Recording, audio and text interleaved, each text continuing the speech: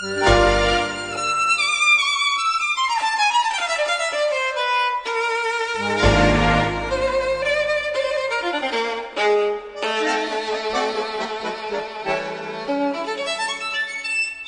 é possível ir ao teatro para poder rir de gay, de adultério, coisa mais superada. Hoje não se montam textos, se montam pretextos.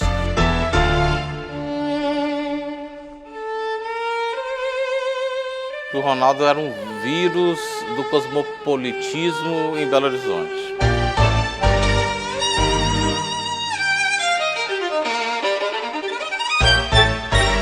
O Ronaldo foi um diretor como ele era na vida. Uma pessoa super bem-humorada, muito irreverente e muito cuidadoso.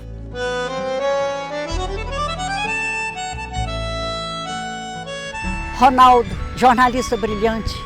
Ronaldo, teatrólogo, ator, diretor, autor. Ronaldo, crítico de teatro e de cinema, de altíssima envergadura. Ronaldo generoso, Ronaldo amigo.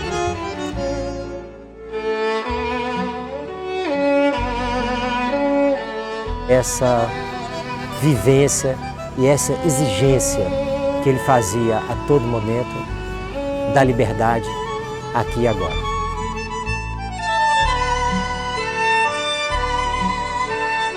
Ele era um grande, ele sabia tudo do espetáculo.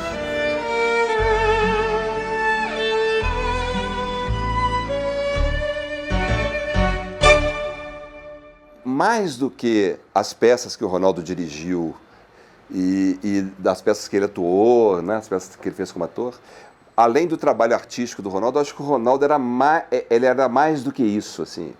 Na verdade, o teatro era pequeno para o Ronaldo. Eu acho que ele acabou fazendo a vida dele uma obra, né, assim.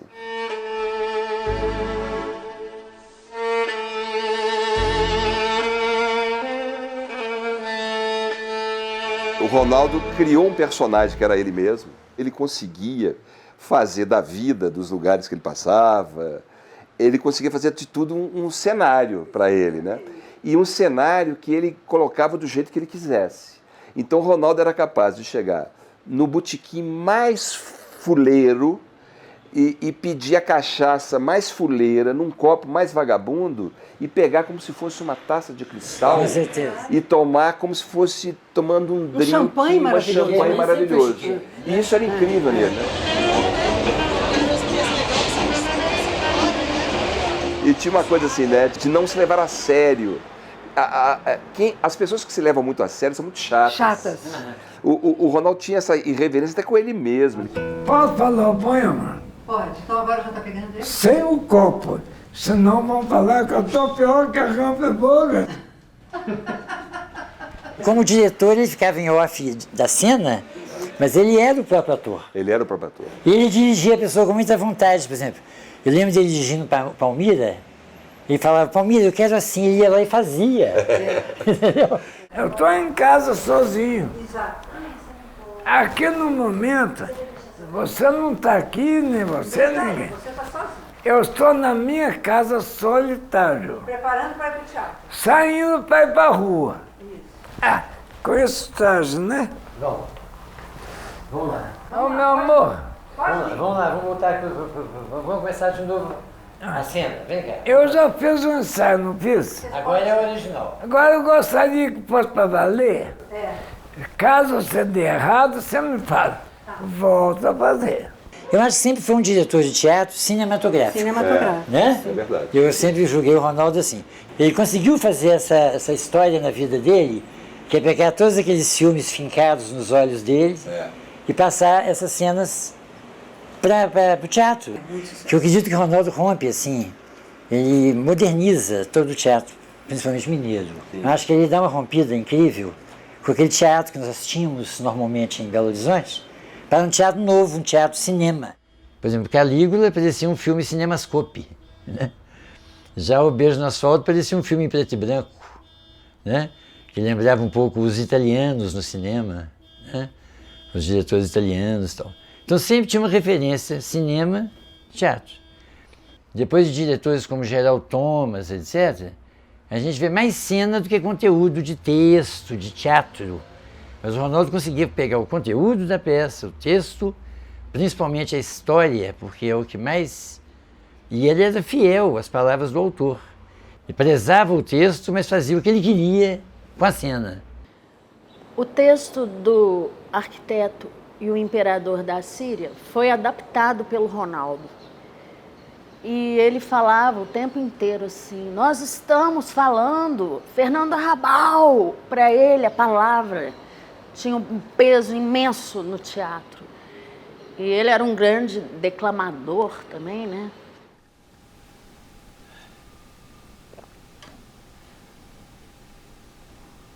Quando eu era menino e me falavam de escritores, lá em Ponte Nova, eu os imaginava em algum lugar escrevendo. E não longe dali, o milho crescendo, as flores desabrochando.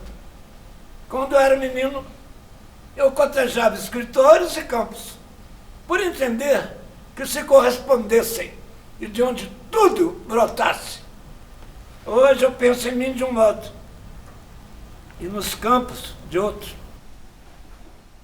O Ronaldo fez uma propaganda muito assim, exótica. A gente saía vestido de mulher, eu via, né? e ia para os bares da cidade. E o nosso cartão, diz que Doroteia, era como se fosse um guardanapo. E a Doroteia e a Dona Flávia beijavam e deixavam nas mesas. Batom vermelho em todas as mesas. Que foi ótimo, uma peça bem assim, punk, revolucionária, louca, à toa. Peça é Farsa de Nelson Rodrigues. Luiz Otávio Brandão fazia Doroteia e eu estreiei como ator. Nunca tinha pisado num palco como ator. Eu fazia Dona Flávia, e um elenco ótimo. Foi uma peça assim de ciganos. A gente começou no Espírito Santo, ensaiando na praia. Depois estreamos naquele teatro maravilhoso de Vitória, o Carlos Gomes. E fizemos Belo Horizonte aqui. Foi um fracasso. Aqui foi um absurdo. Agora, o sucesso foi São Paulo.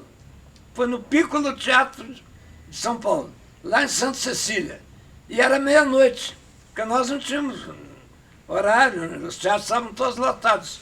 E a plateia era muito boa, porque era a Regina Duarte, que saía de Réveillon, de Flávio Márcio, às 11, chegava à meia-noite no nosso teatrinho, um teatro, Piccolo Teatro, e ia também, sei lá, até o Martino adorou, Sábado Magaldi. E ele achou que eu era um ator exagerado. Ele elogiou muito o Luiz Otávio. Eu me lembro das palavras. Luiz Otávio Brandão valoriza com inteligência todas as suas falas. Mas ele falou, não, mas o Brandão acerta. Como Zembinski. Eu fiquei muito honrado com a comparação. Ele dá um tom trágico nessa farsa, porque realmente era mais para tragédia. Eu lembro que em Doroteia, nós chegamos em São Paulo, chegamos em Espírito Santo e saímos em Belo Horizonte, depois é que fomos para São Paulo. Tinham 2 pessoas na plateia. A fila de pessoas para visitar o camarim era enorme, mas na plateia tinham 2 pessoas. O espetáculo, assim, realmente foi uma afronta para a sociedade mineira. E ele falava, graças a Deus, hoje 2 as pessoas assistiram, que ótimo, tomara que amanhã não venha ninguém. Aliás, a pior coisa do teatro, na minha opinião, é o público. Porque quando a peça é boa, nem precisa de público. Basta. Porque o público chega atrasado, ri na hora errada, deixa tocar o celular, reclama. Logo depois, aí nós já estávamos lá em São Paulo, já Ronaldo efervescendo, já assim, com a crítica, o pessoal atrás do Ronaldo, como sempre, como um bom diretor, um grande intelectual. Aí o Vicente Pereira escreve Estelinha, by Starlight, que inspirou-se em Doroteia. E, inclusive, me dedicou esse personagem de Estelinha. Então o Ronaldo volta a dirigir, volta a atuar, e eu volto a fazer, depois de Doroteia, um outro papel feminino, que foi o Estelinha, mas que o espetáculo não entrou em cartaz em nenhuma casa, nenhum teatro, porque foi censurado.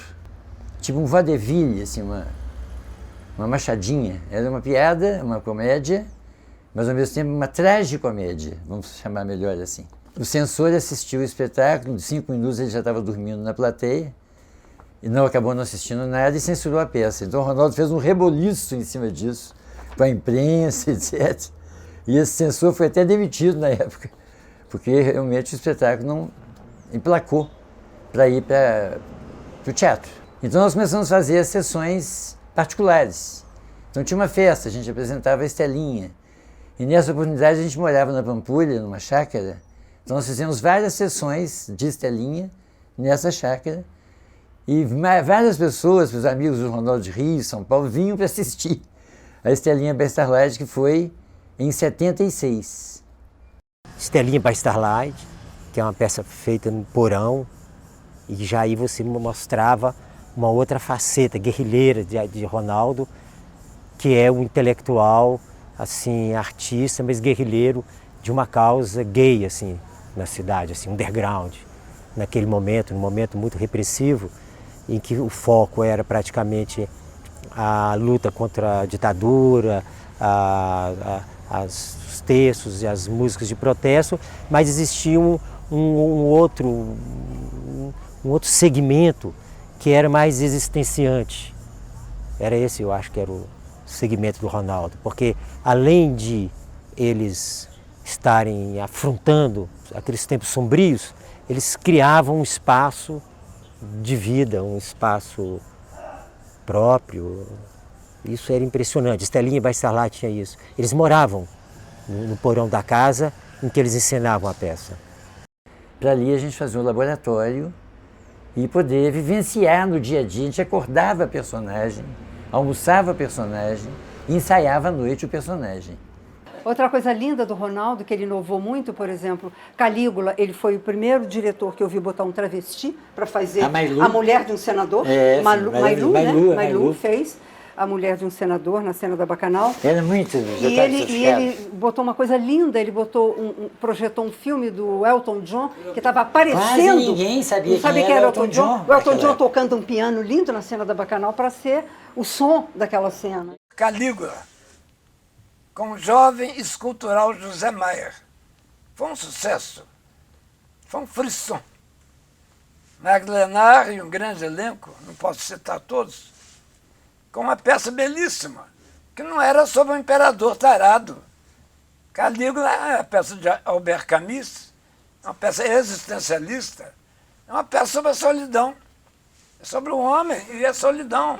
É o homem que quer a lua, antes de tudo, mesmo sendo imperador. As soluções cênicas dele, ele buscava simplificar tudo. E é tanto, por exemplo, que, voltando a Calígula, em Palácio ele resolveu com tecidos e com taças. Quer dizer, então Palácio e um trono maravilhoso. Só tinha um trono no fundo. Então, quer dizer, é um minimalismo, né, de uma certa forma.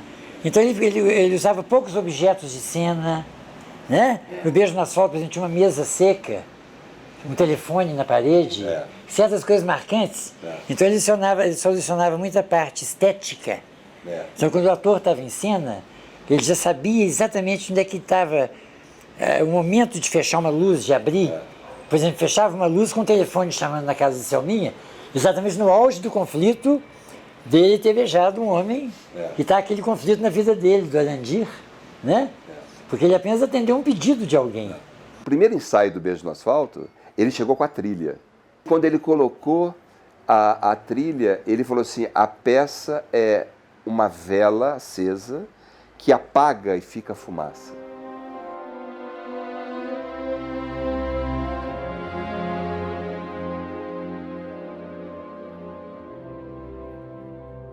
O Beijo no Asfalto, o Ronaldo dirigiu como estivesse montando um filme.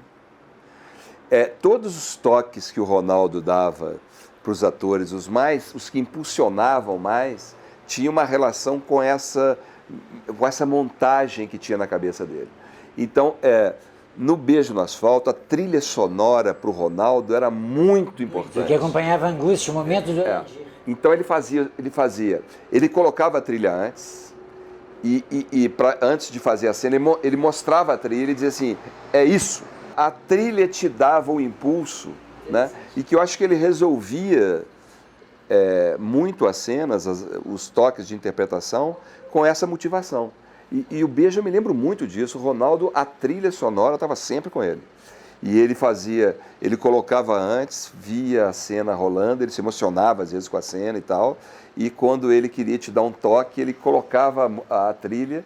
E tinha um negócio, por exemplo, o início da peça, que era a minha estreia no teatro adulto, o início da peça era comigo. Como o cenário que o Raul Belém fez, muito em função do que o Ronaldo tinha desenhado, era uma escadaria. Sim, ali tinham vários ambientes. Então, o embalo para resolver aquela cena era você subir aquela escada com aquela música. Tam, tam, tam, tam, tam, tam, tam, tam, tam, tam. Você chegava lá em cima já num... Já é outra situação.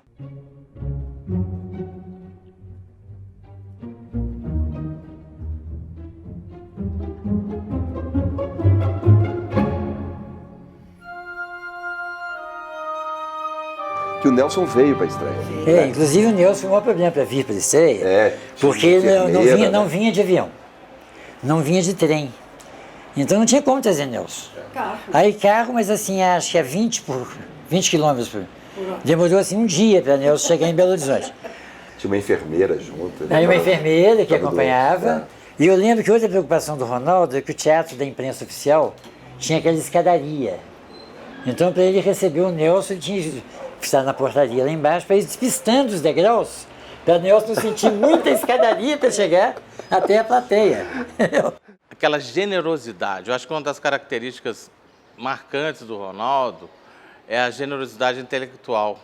Ele sempre gostava de ensinar, passar para o outro o que ele sabia, aplicar às pessoas em literatura, em teatro, em cinema, em dança, em música, né, em cultura em geral. Então, ele fazia isso com uma generosidade e sem nenhuma prepotência. Era uma coisa, era uma forma dele contribuir, sei lá, para a cidade dele, para a vida dele, para o redor dele.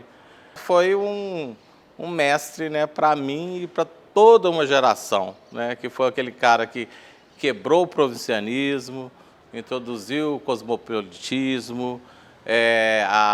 Ele teve uma importância não só cultural, mas também comportamental, né? Ele bancou, né, o status de louco, de gay, e soube fazer isso com muita inteligência e sabedoria. Todas as peças que ele fez, o texto ele já tinha lido, já tinha vivido, já tinha feito um insight na cabeça dele, como é que ele ia fazer.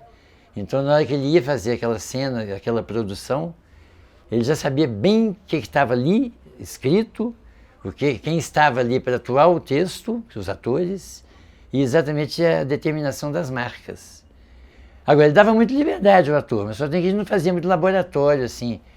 Não era teatro de grupo, ele não gostava de fazer teatro em grupo. Todo mundo dando opinião, essas coisas, ele não gostava, não.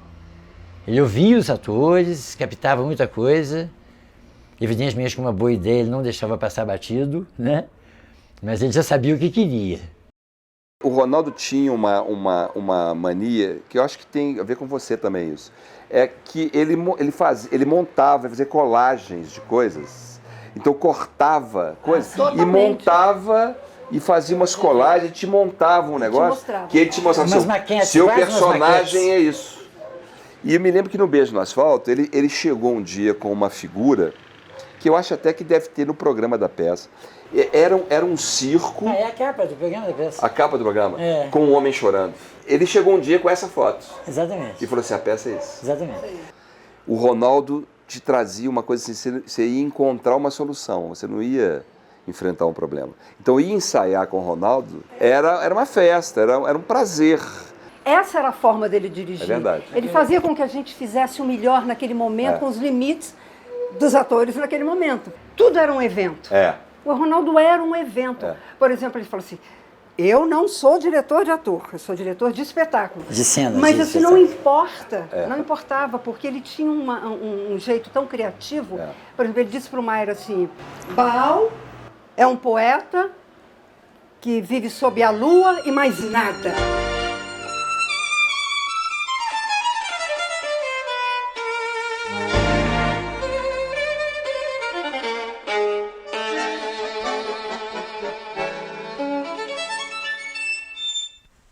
seguida veio Baal.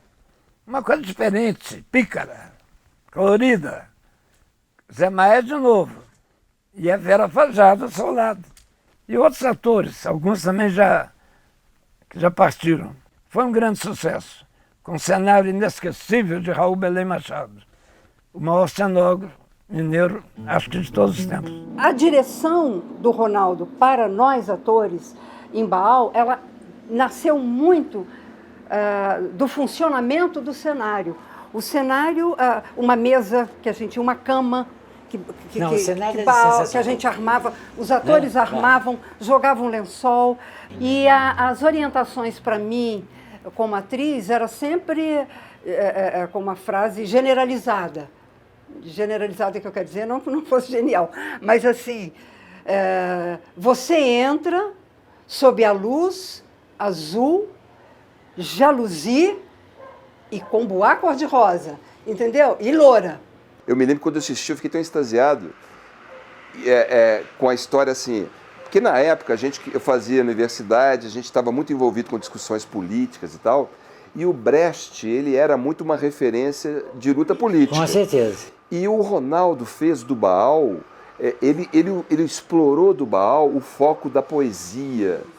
Ele fez do Baal uma peça romântica. Porque o Baal já era uma peça romântica, sabe? Do jovem Brecht, né? Isso, mas que a gente aqui no Brasil, sim, por causa das circunstâncias políticas da época, a gente focava sempre o Brecht como aquela tribuna política e tal. Então o Baal tem uma revolução nisso, de você ver um Brecht, um jovem Brecht... Romântico. Quando a gente foi fazer Baal em Tambacuri, uma cidade micra, ele falava que era Macondo. Estou eu procurando meu figurino, procurava em tudo que é lugar, não achava o meu buá de plumas. Né? Você até sugeriu que eu usasse um buá cor-de-rosa e tal. Eu louca atrás do meu buá, Ronaldo estava desfilando a cidade inteira, uma cidadezinha micra com o meu buá. Agora deixou várias peças assim lidas, louco para fazer, como Os Pais Terríveis, de Cocteau, A Máquina Infernal, de Cocteau, O Belo Indiferente, de Cocteau, quer dizer, então ele já tinha os textos que ele preferia, né? E ele tinha muita vontade de fazer também A Serpente, do Nelson Rodrigues, né? Eu vou raramente ao teatro, porque eu vou ao teatro quando é um texto. E assim, Sheik, Nelson Rodrigues, Pirandello, Gabo, Bessa, não. Eu não vou ao teatro para rir e depois para cantar. Eu vou ao teatro para chorar. Eu vou ao teatro para ir para casa e refletir. A burguesia, que é comédia, e depois encher a pança no bar. Eu não. Eu vou a uma peça, saio dali para pensar. E ele tinha uma coisa nessa coisa do personagem ligada à peça, é que o Ronaldo prezava muito a estreia. Gostava muito. A estreia do Ronaldo era um acontecimento. Ele fazia uma coisa que era... Eu me lembro que ele falava para o seu Israel, 8 cortinas. 8 cortinas que joguem ovos podres no dia seguinte. Mas na estreia tem que aplaudir, tem que aplaudir.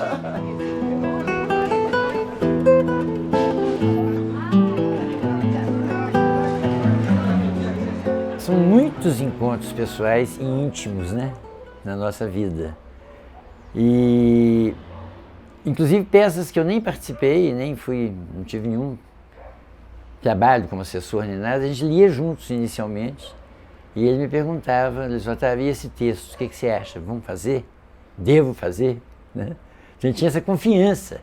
Então nós tivemos vários momentos assim, maravilhosos, esse encontro mais relâmpago, assim, que eles estavam falando dois corações mesmo.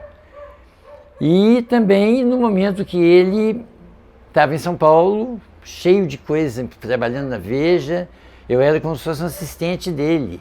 Então esses momentos nossos pessoais, que ele saía 9 da manhã e voltava 9 da noite, e o Luiz Otávio estava sempre ali na expectativa da chegada dele para termos aquele diálogo de arte, né? Só falávamos também sobre arte. E, sei lá, eu acho que se o Ronaldo não fosse meu irmão, eu teria casado com ele, né? porque nós dois, um terminava onde o outro começava. Então era Sol e Lua, né? Então o melhor que eu tenho a dizer, eu acho que era esse choque mesmo que a gente tinha de tanto amor.